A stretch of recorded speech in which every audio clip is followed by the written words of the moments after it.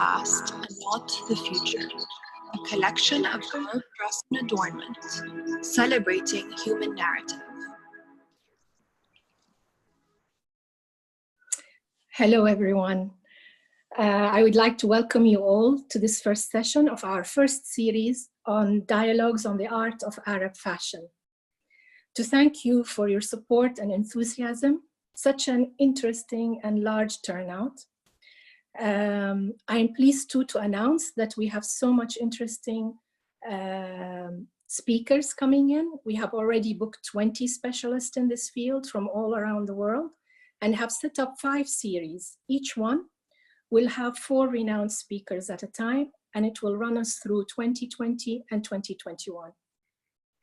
The first series will take us through COVID-19 today and the mysteries of the Arab scent, to secrets of Syrian lingerie, and a contemporary, and I stress contemporary, dialogue on the Quran and the hijab. So if you enjoy today's session, do register for the rest of the sessions. Today, our dialogue will take about 45 minutes, after which you are all welcome to text your questions through the question and Q&A platform, and we will try to answer as best as we can. I now would like to introduce our speaker, Lucy Wildman, a trailblazer after my own heart. Lucy has 20 years career span as an editor and fashion stylist. She has worked on some of the most prestigious fashion and lifestyle titles in the Middle East. From fashion and beauty editor of Ahlan to deputy editor and fashion editor of OK Middle East, fashion and deputy editor for Cosmopolitan, Côte de Nas, Traveler, Architectural Digest, The Rake, and Revolution, fashion stylist on Harper's Bazaar Arabia in 2018, and deputy editor for Mojé in 2019. Lucy's diverse journalistic talents have taken her from interviewing and shooting Hollywood's hottest celebrities to creating spectacular editorial with an array of the finest models, photographers, and creative talents in the business, as well as working as a personal stylist for some of Dubai's most admired and influential women. Lucy, welcome, and I wonder if I can probe you to drop some of those names that you've been working with. I hate dropping names. I have worked with some amazing women in my time here in Dubai, and I've been incredibly lucky. I've worked with the beautiful Diala Maki, I've worked with Mona Katan, I have worked with the lovely Mrs. Keeper. Internationally, the celebrities I've had the chance to have the pleasure to meet and to work with Nicole Scherzinger and the amazing Carly Rae Jepsen, who was one of my heroines when I was growing up. So that was wonderful. So it's been a real pleasure, and I've really enjoyed my time to spend with these incredible women who have taught me so much from their different fields, both from fashion, music, and film. So I've been really lucky. Wonderful. I am very lucky also to have you here and to have you start this webinar series. And I'm very much taken by the work that you have done. And so that not to keep everyone waiting, I think the subject we're going to be talking about today is quite the subject of the time. And I'm very excited to learn and to listen and to learn from you about your take on how the COVID-19 pandemic has affected the fashion industry. Oh, thank you. Thank you, Dr. Reem, for having me. Sorry to interrupt at the end there.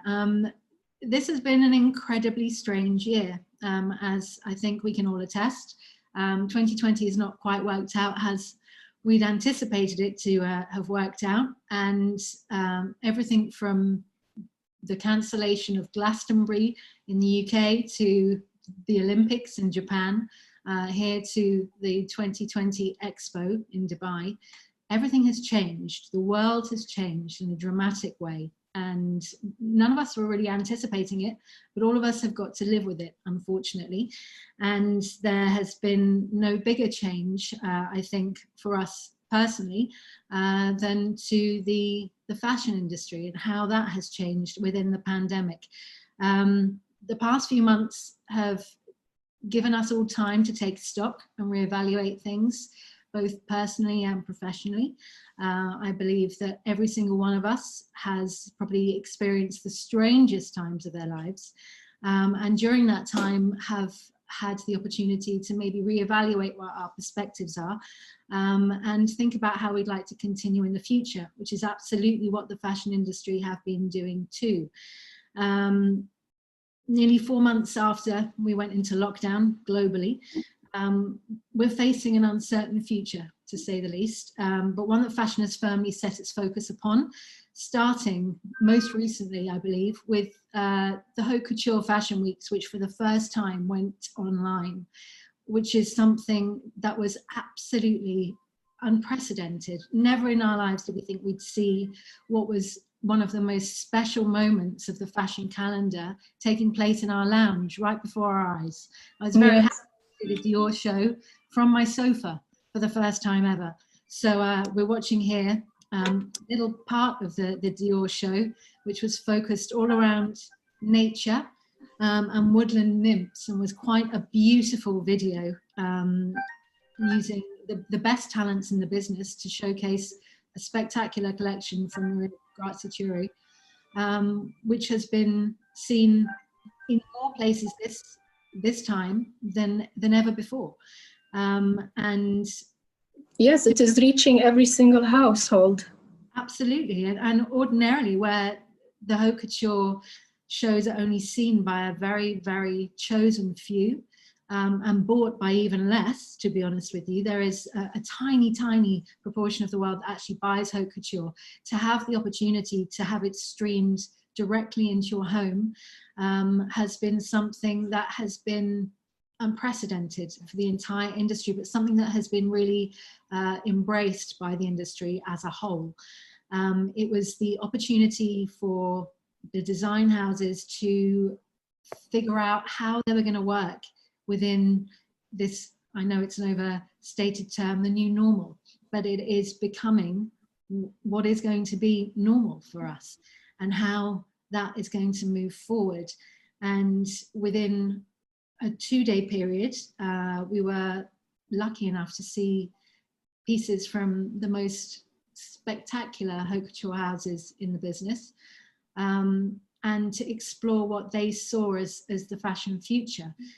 In various different guises. The most spectacular, I believe, to be Dior, which we've just seen the clip of there.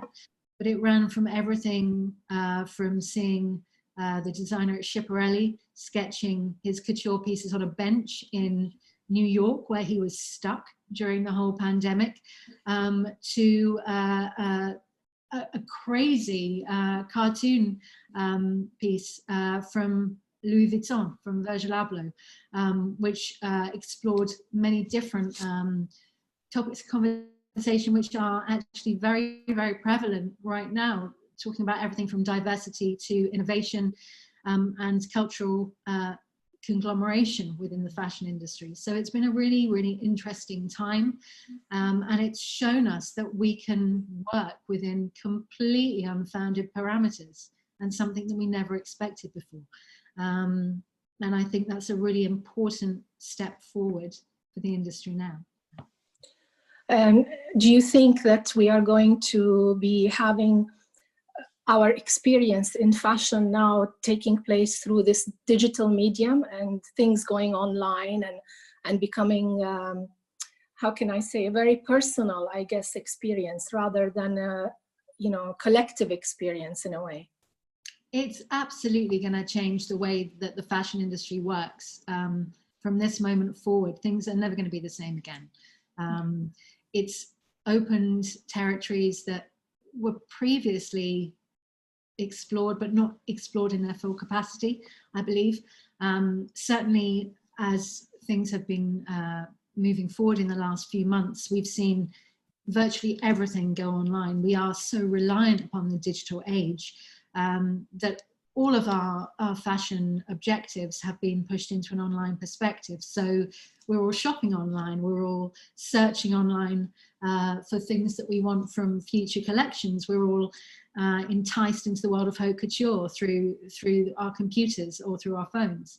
And we are very, very much in a position now where we are constantly engaged on a digital platform for the rest of our fashion futures, I think. And that's certainly what you've Case in hand, what we're doing now.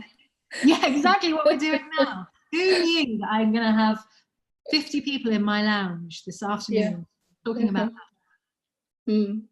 Very interesting. Yes, and I can very much associate with this, because for the past almost 2 years since we started the Zay Initiative, that has been our mission, sort of one of the focal points that we have worked on. Our concern was stemmed from the fact that we want to conserve and digitize and archive items that we collect. But lo and behold, life has given us a different twist, and now we are, moving along with what is happening in the world as we live now in real time. Absolutely. I mean, and even before this all started, you were already there as a digital platform and opening up a world that was maybe unseen to many, many people around the world, and allowing people to see a part of fashion culture from our area of the world, from the Arab nations, that had never been seen before through a collection that has been so carefully and painstakingly put together. Very true, and I appreciate that your appreciation of it, and I wanted to help explain what we have been doing actually through this slide that we are looking at, and whereby we have digitized the collection, or we are in the process of digitizing the collection. This is one of the pillars of the Zay Initiative, and what happens is when you connect to it, you will be able to see the article of dress photographed with high precision. So you will get the details, you will understand it, and you will have the historic value of it and the story behind it, how it came to us, who gave it to us, where did it come from. This is an example that was gifted to us from one of the ruling family members, Sheikha Hamda bint Muhammad Al Hayyan. It's a gold dress, and you will see also the description and the use of certain terminology that is becoming very rare as we develop the new terminology that's coming along with the life that we are leading. I will go into that as we go, as we go forward. But I want to take you to the next step that we have and share with you the next slide, where I'm introducing to you the collection that we've got, and I let everyone listen to this. Sorry, listen to the tape that is with it. Okay. I know we've seen yes, Emma, yes. The Zay Initiative presents this fabulous Burqa Riyasi Bunyum. This presidential face mask was specially created in 1999 by Sheikha Hamda bint Muhammad Al Nahyan and gifted to the founder of the Zay Initiative, Dr. Reem Al Mutwalli. The overall shape of the face mask follows the Yasi style. In direct reference to Yas tribe, the fabric is dyed using indigo, found in grades of bluish to purple, which is then rubbed and burnished to produce a metallic luster. The indigo would dye the skin of the wearer blue. For this reason, since the 1980s, masking tape and laterally prefabricated adhesive plastic sheets are placed on the back to protect the skin. The face mask's 18-karat gold embellishments are hand-sewn. The top line is composed of 23 round discs that resemble stars and are thus known as Niyum or Najum. They are followed by another line of larger discs known as Huruf. The burqa is fastened to the head using a braided golden metallic cord known as shubuj. This represents a physical example of the traditional Arabic saying zina wa khazina, meaning beauty and wealth in one. The gold was employed to demonstrate style and reflect social status, but could also be melted down and sold in times of need. The Zay Initiative, an ode to the past, a nod to the future. I wanted to show this. I wanted to show this clip because it really, really ironically works with what we are going through on many levels. We documented it because every article of clothing, this is from our collection that you see here displayed, it comes from a different woman and a different background and a different story.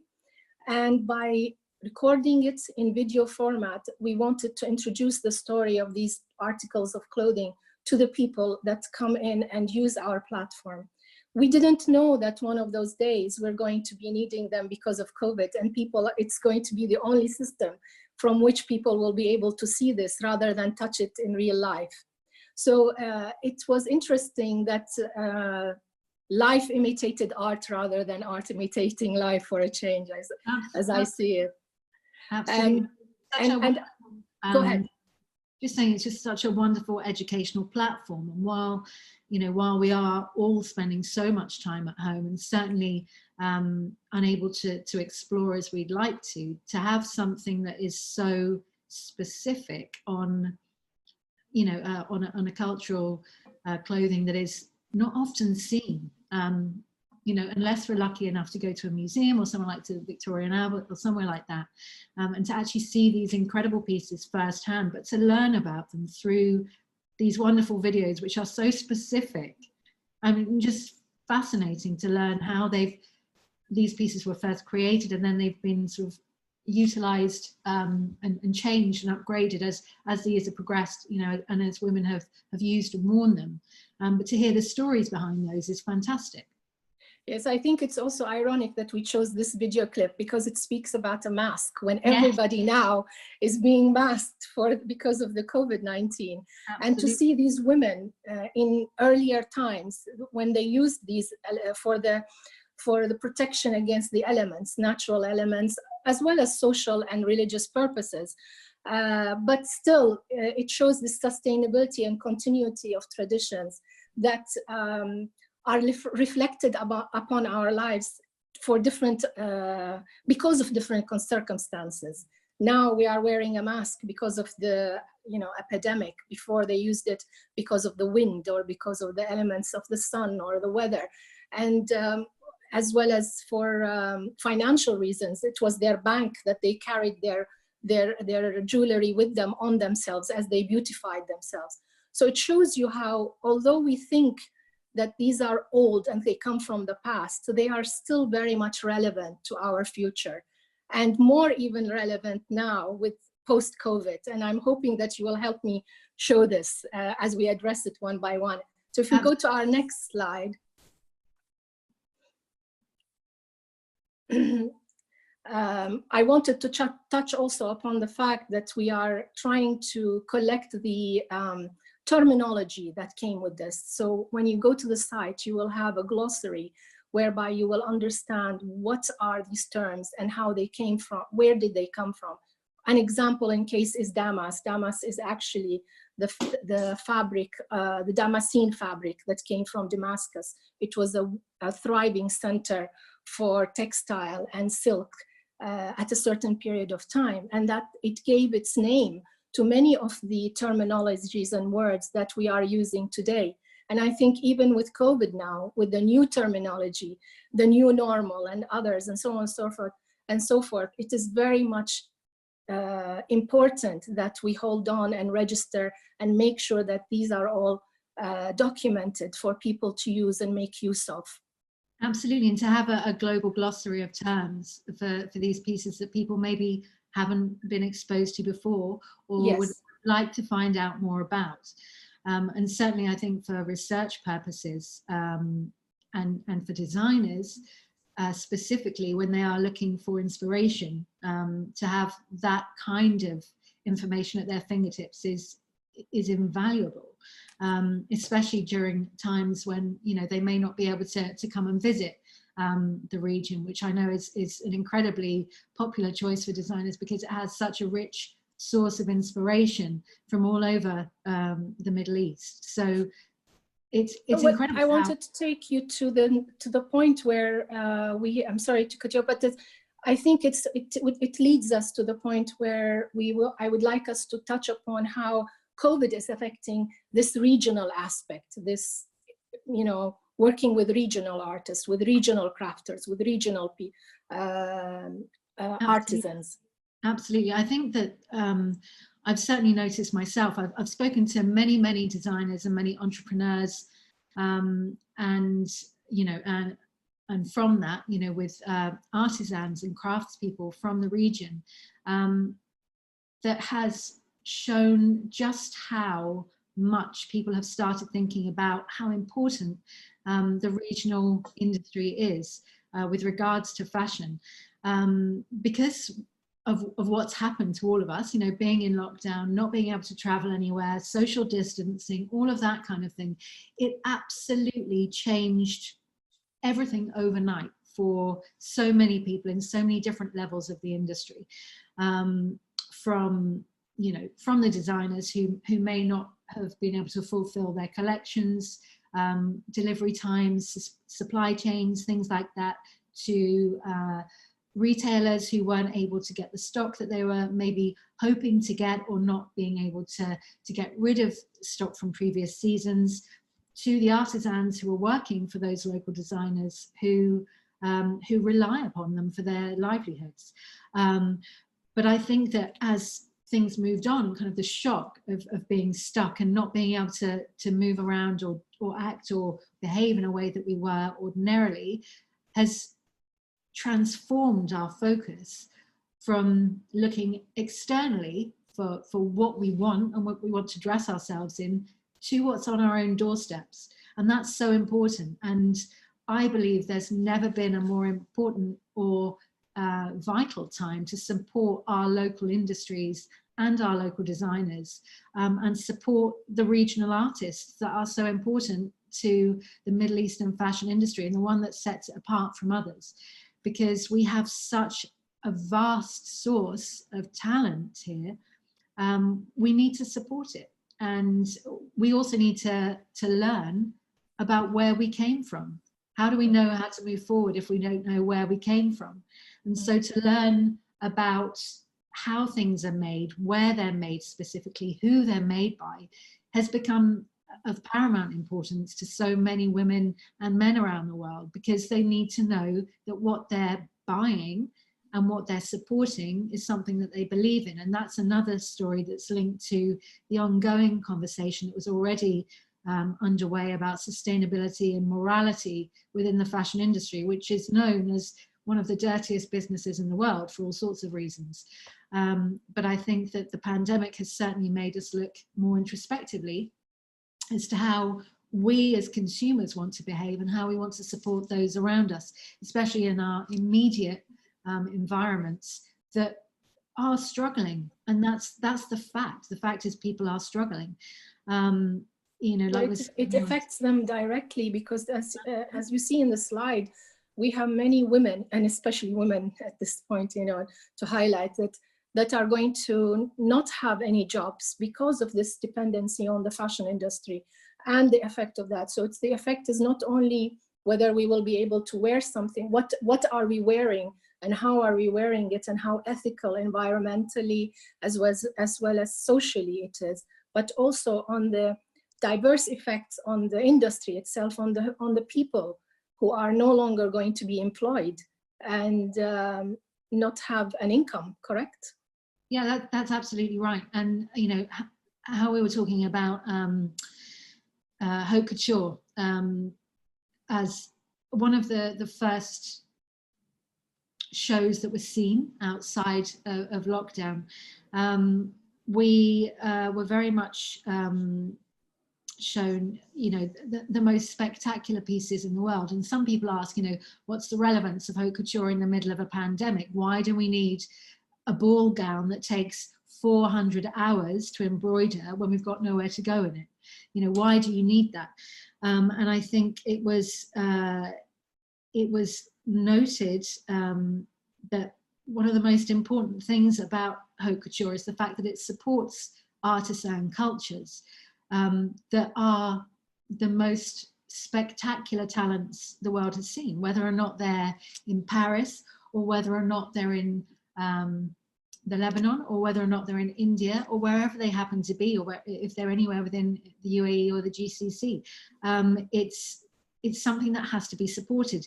The Indian designer Rahul Mishra had an entire haute couture collection focused upon birds and butterflies, which he was seeing for the first time under a perfect blue sky in his atelier in Mumbai, which he said he'd never seen before. And the intricacy and detail that goes into those pieces is exceptional. And what he said was that he believed that haute couture has never been more important because it supports those people who are in danger of losing their livelihoods through no fault of their own, and losing a level of art that we may never get back, because those kind of traditions and talents need to be manifested and passed down to new generations. So haute couture does have a place within a pandemic situation, because it supports in one of the industry's most troubled areas, which is employment. And that was exactly his point. You know, haute couture is keeping employment of these talented artisans going, because if we don't have haute couture and we don't have these beautiful pieces, then we lose an entire foundation of incredible talent. So it will make us feel less guilty for wearing these gowns? Less guilty. Obviously more necessary in the wardrobes of women. But it is important, you know, you need to have some escapism. You need to have some form of a fairy tale, a fashion fairy tale in your life. And I think personally, fashion does help to transport you to a different place. You know, regardless of how miserable your world seems, to watch a beautiful haute couture show, or to appreciate the beauty and expertise that goes into creating something like that, transports you to another world. And it doesn't matter whether or not you're sitting in your apartment wearing your sweatpants, or whether or not you're on the front row of a haute couture fashion show. That transportation is, it's universal. There's no one that can't be taken away to a magical world by haute couture. But I think also, or I read somewhere, that we are beginning to change in the trends of, or the ways we are dressing up nowadays. I mean, and COVID has brought this or accelerated this, because we are meeting through these, you know, virtual platforms, and only the top half of our body is showing. And exactly. People are ending up dressed in more casual clothing rather than, you know, the style is changing. Could you touch upon that as well? I think that, I mean, people are always going to see the pandemic is a time, maybe a bit of a downtime in their personal styling perspectives. But I think that what we have to remember is that this is now, but it's not forever. And I think that's the way that the fashion world are seeing how to move out of this, not just from a business and a financial perspective, but also from the perspective of the person, you know, to give people a level of hope, you know, and how they're going to be dressing in the future. You're not going to have to wear athleisure for the rest of your life. You know, definitely. You will wear high-heeled shoes one day. Yeah. One day. But you know, it's just not going to happen quite now. But I think that it's time to take stock. There's nothing wrong with stopping and breathing for a minute and re-establishing what you want, who you are, what you believe in, and maybe how you want to dress.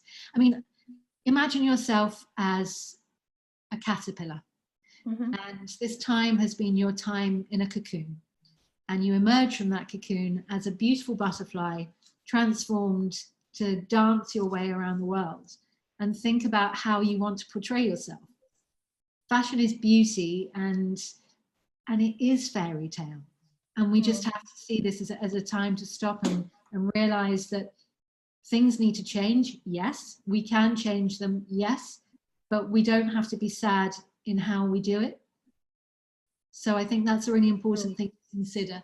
And also to look back whilst we're looking forward and being inspired by the past, and see how our you know, our grandmothers and our grandfathers and our parents and our ancestors all coped through these terrible downtimes, because there have been depressions before.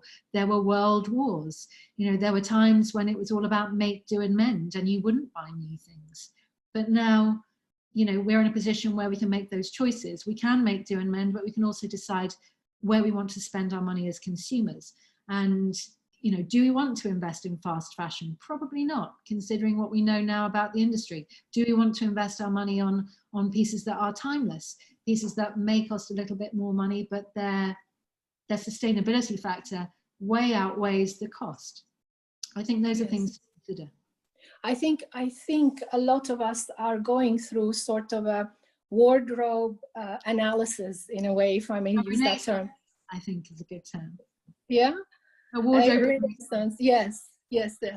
And a lot of us are trying to weigh in what we've got and what we've spent our money onto, and what to keep and what to not keep, and how to prepare for the future.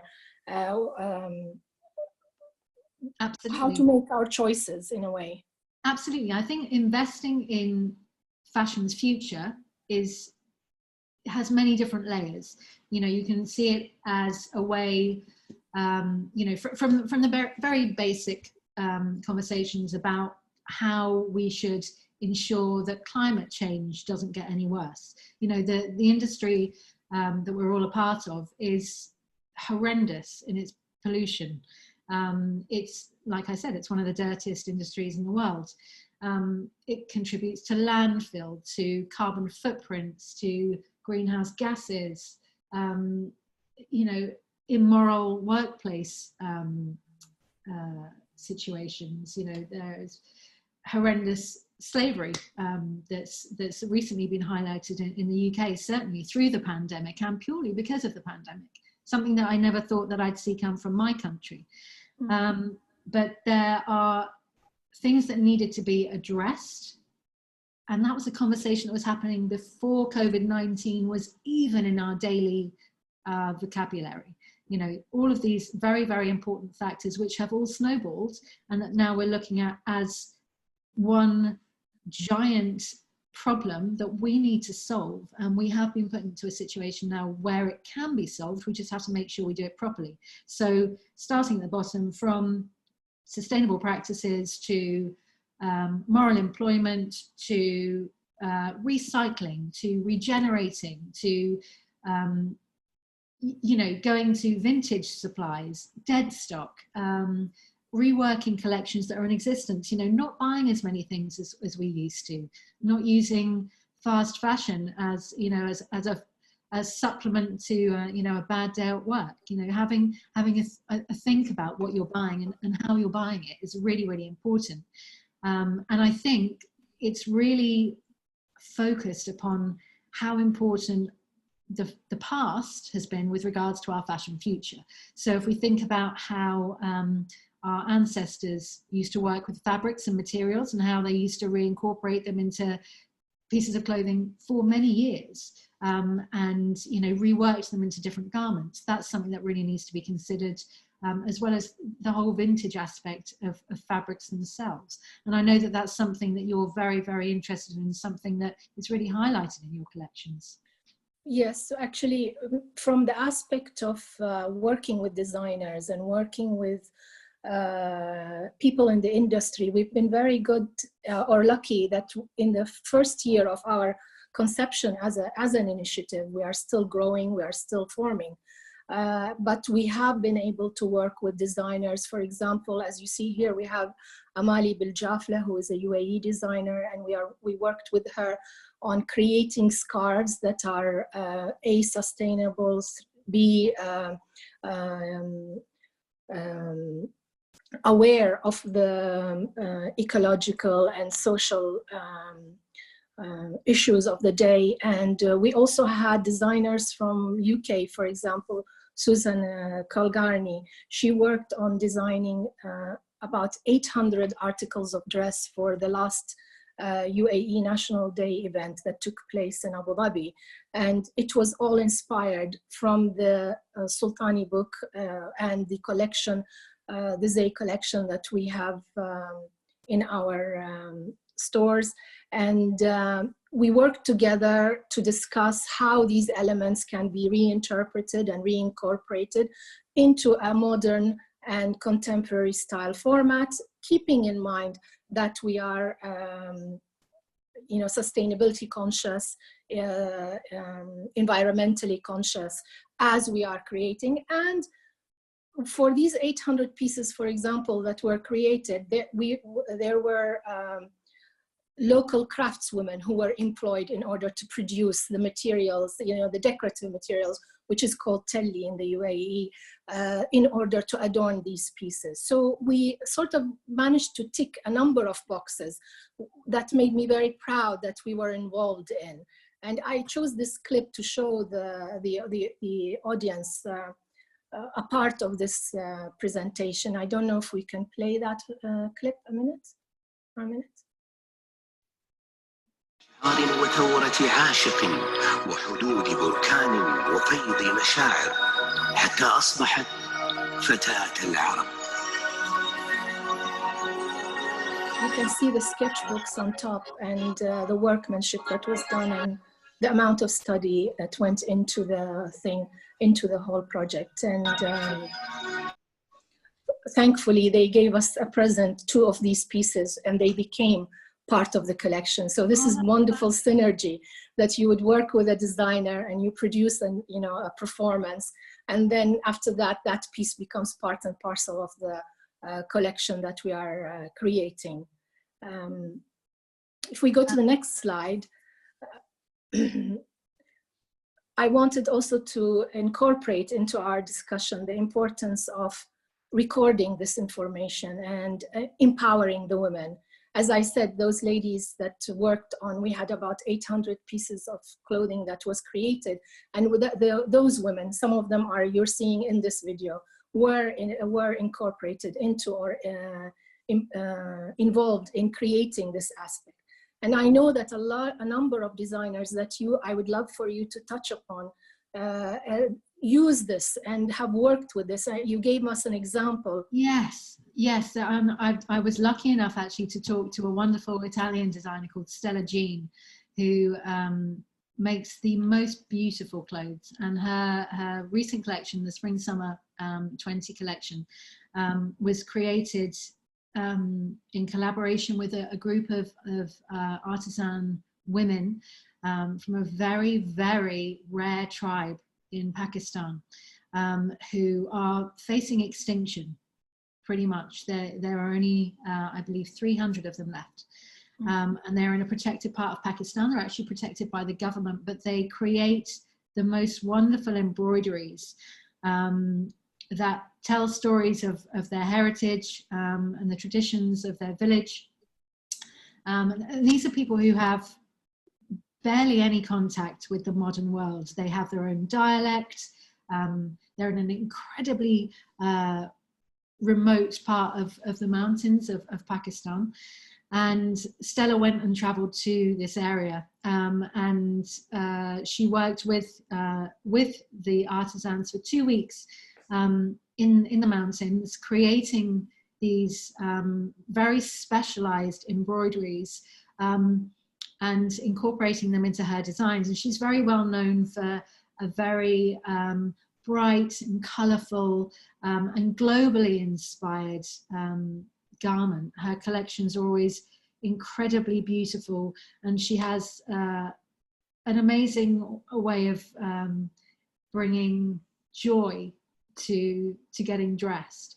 And the pieces that were created, there were I think 300 meters of this special embroidery that was created, and it was brought back to Italy, where it was made by the Italian artisans in her couturier, in her atelier. And so the combination of those two very, very different but incredibly talented groups to create a piece that was telling stories not only from Pakistan, from somewhere that maybe had never been seen before by, you know, the fashion fraternity, and putting it together with these incredibly dedicated and talented couturiers in Italy, was a wonderful meeting of cultures. And she's very much about empowering women through art and craft and letting them be the makers of their own destiny. So it allows them to educate their children, it allows them to feed their families, it allows them to build homes, it allows them to have an income. You know, these traditions are kept going because people are supporting them. And that's really, really important. And those kind of empowering stories through fashion are becoming more and more common, where people are really becoming involved with the clothing that they're wearing. It's not just about wearing a skirt or wearing a dress. You want to know the story of the piece that you're wearing. Yes. You know, and when you have these wonderful stories and you know that there's a piece in your wardrobe that was lovingly created by women in a village in a mountain that you may never meet, but raise a smile every single time you wear it, you have a connectivity. And that's empowering not only to the wearer, but to the person who created it.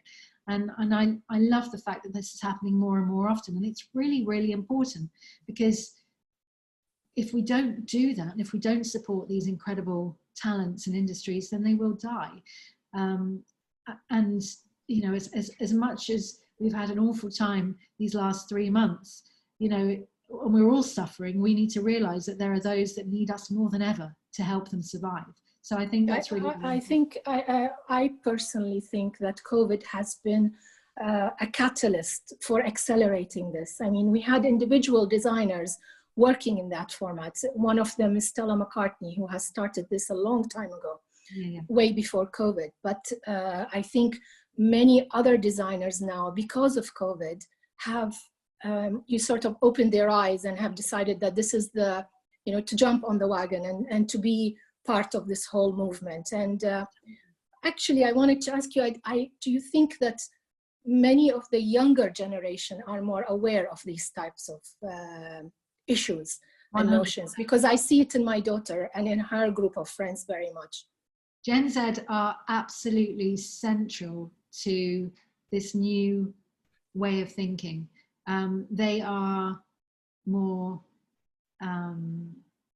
educated on these subjects. They're less willing to just accept things. They ask questions. They want to know what they're doing is right, and they don't necessarily want to just look like everybody else. I think that as a generation, they're an incredibly brave and diverse group who wear what they believe in, and more than ever, what they wear is telling people who they are. And I think in a generation where everything happens online, you know, it seems ridiculous now that we're discussing this online, but you know, they live their lives in a digital age where it's really, really significant to them to be different and to have a voice and to have an opinion, and their opinions are really important, and they're more supportive of championing really vital things that have maybe been overlooked by our generation or by the generation behind us, that really need to be addressed. And they're the ones who are moving forward with sustainability. They're the ones who are moving forward with climate change. They're the ones who want things to be different, because they're the ones that are going to be facing a future of cleaning up our mess, unfortunately. So it's down to them to change it. But I wholly admire this amazing spirit and power, and also the energy that they've given to the industry.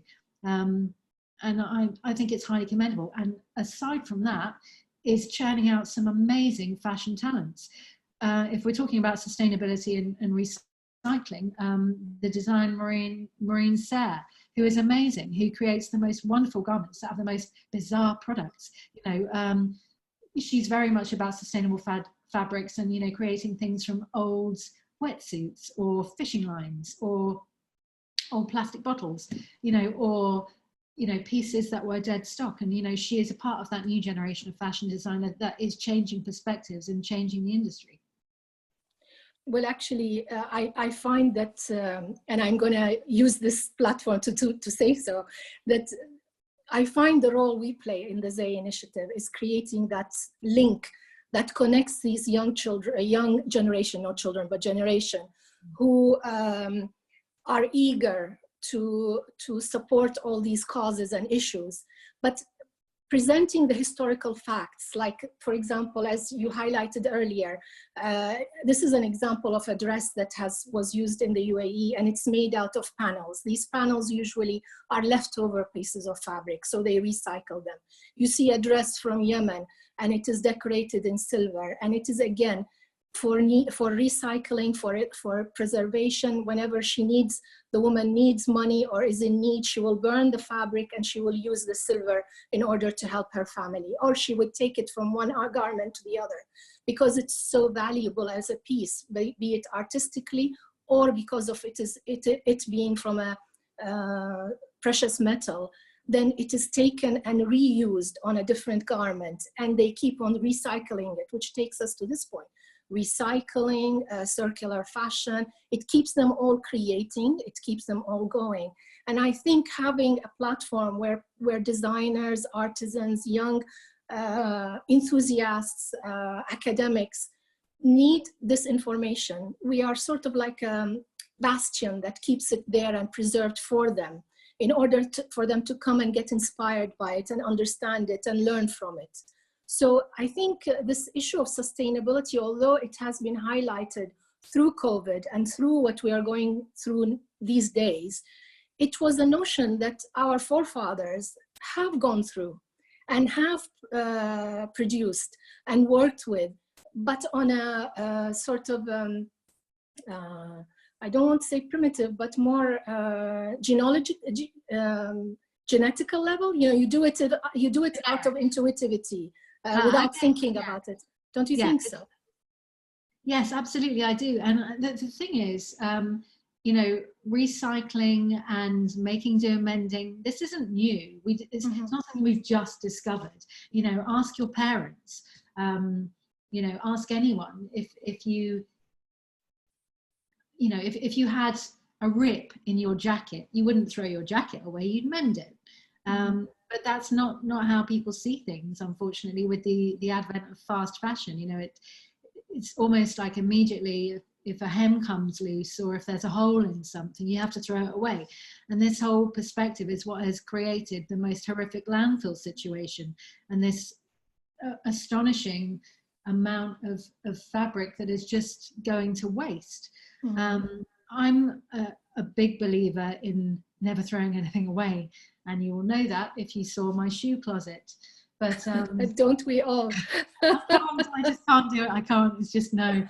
But I've had things, and I'm very proud to say that I have things that I've had since I was 17 years old that I still fit into, and I will not throw them away because they're beautiful, and they may not be exactly as great as they used to be, but they have amazing memories, but also in the same instance, like, why throw them away? They're not perfect, but they're still fine. And I have a huge collection of vintage fashion, which is an endless source of inspiration to me.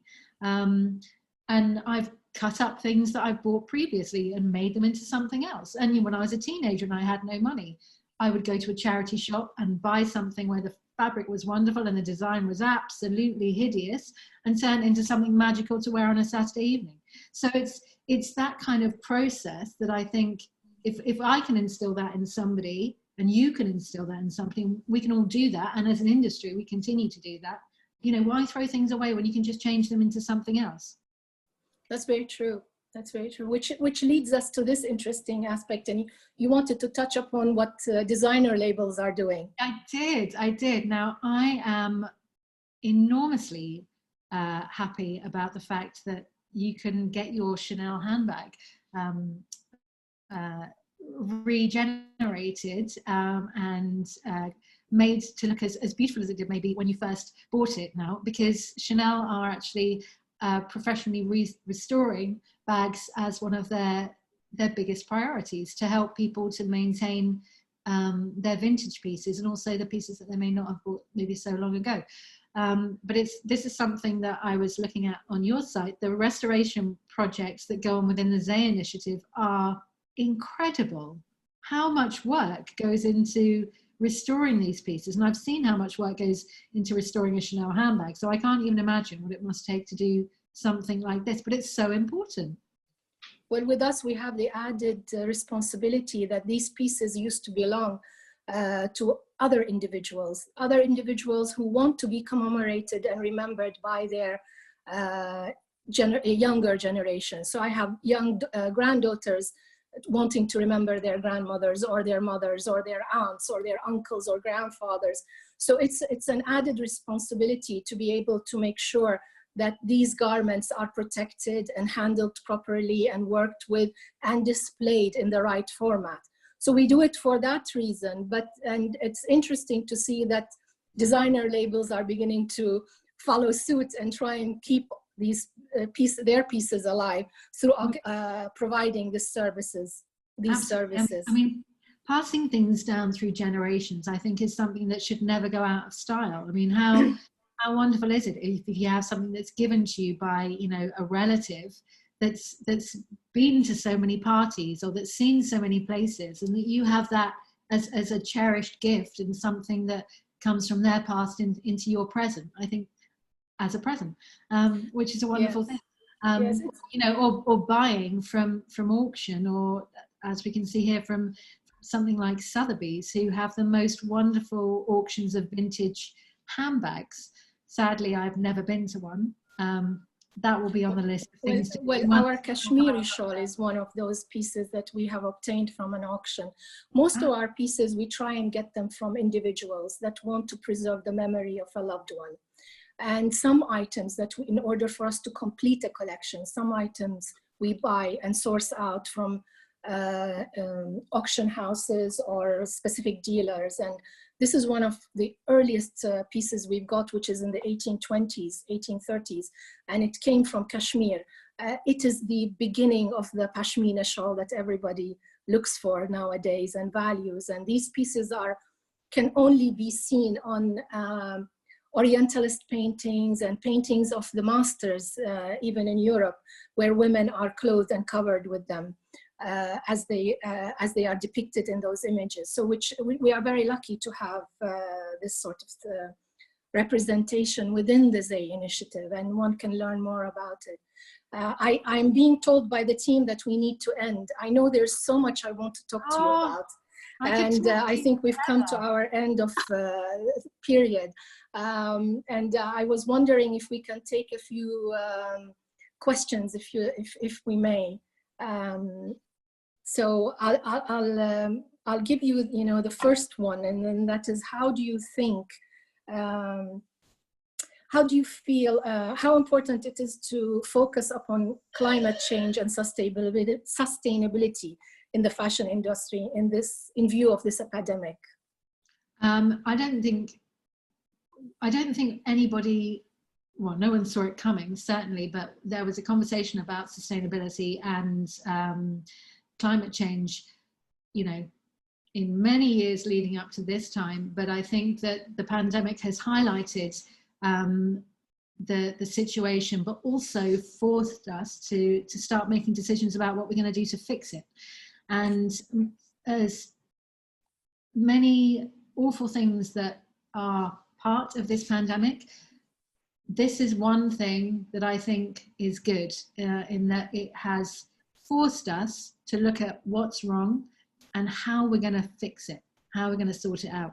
And I think that there are many ways that we can stop, think, and act in the most sensitive way, and just think about how we're going to make things better. I mean, the whole point about,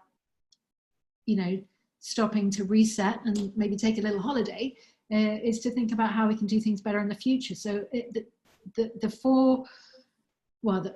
maybe the foresight that goes with the pandemic is that, now is the time that we need to change, and we really do need to change. So I think sustainability is going to become one of the most important topics of conversation, and people will start to take it on board as the really, really important factor that it is, and not as a secondary, which is what I think that happened a lot of the time. You know, this is something that has to be focused on right now. And we have this opportunity, we must do that. And the second question is, are you advocating that we stop shopping? And how will that help restart the global economy and support the fashion industry? I don't think we need to stop shopping. That's not what I'm saying. But what I do believe is that we just need to shop in a different way, and we need to be more mindful in the way we shop. So we just think about what we purchase rather than just making a knee-jerk reaction.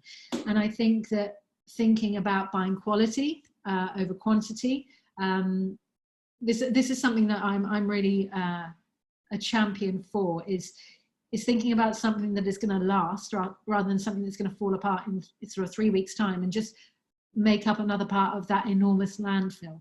So I think that just being more mindful and a conscious consumer rather than just being a knee-jerk consumer is the way to move forward. So think about how you spend your money, because money is obviously very, very important. And I'm not saying to everyone that you have to buy a £500 handbag every month. Far from it. What I'm saying is use your money to buy something that is responsibly created, responsibly sourced, has longevity, and brings you joy. Because that's what it's all about, and being responsible for your consumer choices, and not just letting them go because you have a party to go to on Friday, or you've had a bad day at work and you want to cheer yourself up. I think you just need to be a bit more of a mindful human being when it comes to thinking about what you're going to wear. Yes, I totally agree with you on that, and I'm very much on board. I believe in that because I even use it on my daily style of dressing. We have another. We keep getting this persistent question, and I'm going to repeat it, although we addressed it earlier, and that is, does really haute couture support the industry? Fashion industry? Is it a feasible thing that will continue, or are we going to go into more casual clothing? Okay, so I think that haute couture always has a place. If you think about the world in general, it would be very boring if everybody wore the same things all the time, or if we all looked the same.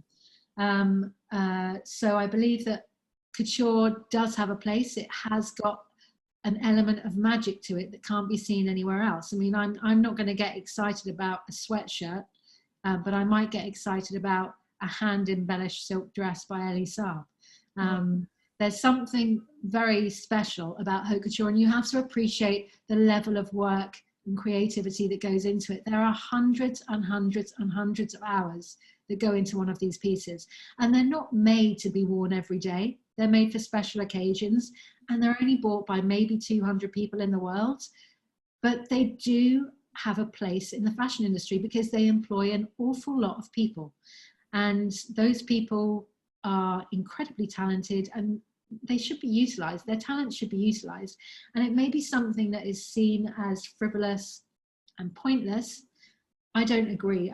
I believe that creativity should have as many channels as it so desires. And you could say the same thing about supercars or super yachts. What's the point of having a supercar when you can only drive at 70 miles an hour? I ask the same question. Would you spend £1 million on a car that you drove twice a year? Or would you buy a dress that you maybe wore 5 times for £100,000? I know which I'd rather have. I don't know about you. Well, actually, it takes me to a point, and that is looking at things from my perspective and understanding the history. If we go back to our ancestors, you see that they wear an item and they lend it out to their relatives and friends. Wedding dresses were always something that was very heavily embroidered. It had many jewelry on it, such as silver or precious metals on it, such as silver or gold, and therefore one piece at a time, and usually by a ruling family member or a head of tribe that would own that piece. And what happened as a form of tribal bonding, they would lend this on any wedding occasion. So you end up with having an article of clothing of value that is being used by everybody to make them, to create tribal bonds, and at the same time preserve these pieces and make use of them. So they are hitting many levels of interest, many of which we just highlighted just now. So I was wondering, do you think swapping wardrobes is going to be a trend after 2020?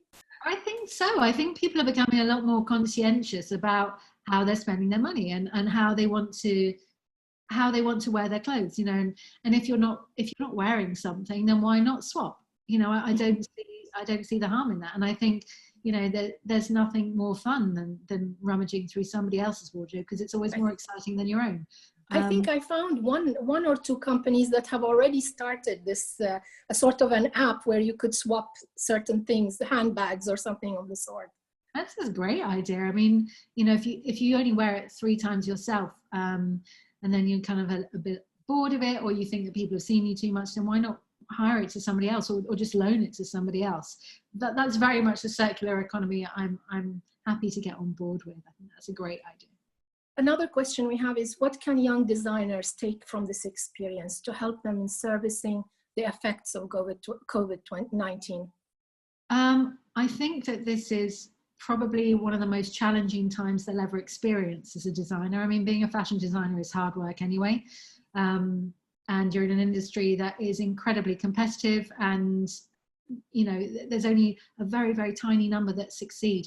But I think if there's anything to be gained from this, is to remember that your creativity knows no bounds. And just because there's a pandemic doesn't mean to say you need to stop being creative. You need to be more creative, and you need to think about how to channel your talents into creating clothing that is not only beautiful, usable, and you know, beneficial to the planet, but also something that people want to wear.